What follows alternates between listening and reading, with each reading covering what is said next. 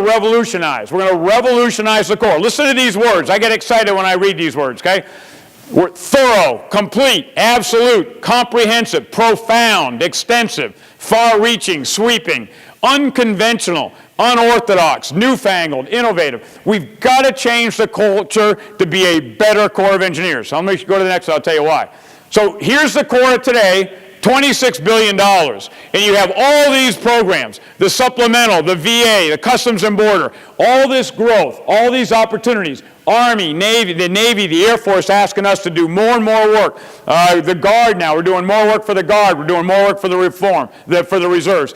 The only way we can get from the Corps of today to the Corps of tomorrow is to be able to go through this process that says, how are we going to streamline? How are we going to lighten things up? So a massive amount of delegation. I'll just use the Civil Works guy as an example. It used to be that colonels could make decisions down on the ground, okay? And then it got to be, I'm sure, colonel made a mistake, and we said, well, now it's got to go to the general. And then about 5 years later, the general made a mistake. We said, now it's got to come to Corps headquarters. Simple things like what's called a 408 permit, okay? Everything got strangled hold in D.C. And I tell my guys all the time, sometimes the best decisions don't come out of Washington, D.C. They come out of trusting your leaders on the ground to be able to give them the authority. Go to the next one. So we went down through, you can't read this, we went down through 6 big areas.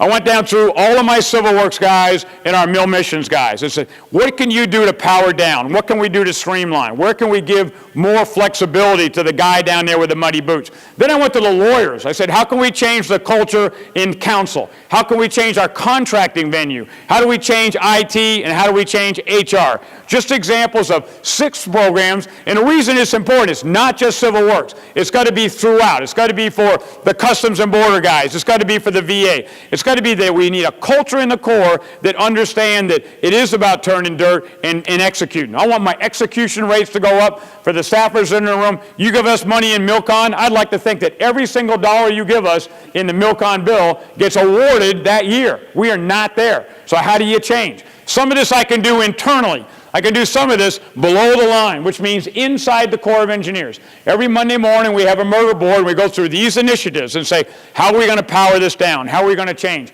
Some of this I can't do. And you guys in the room, I need some help, okay? A good example for the Civil Works account, benefit cost ratio is a metric that doesn't necessarily put the money where the money needs to go. So how do we go to OMB? How do we propose things? How do we say, here's a smarter way of doing it? And that's where we propose, I think, about 90 different things that we're trying to say, here's how you can change some of the processes to make us either untie our hands or give us more flexibility to do things. And we want to be more aggressive, but some of these I can't do. I don't have the authority to do some of this, so we want to try to go there. Go to the next one.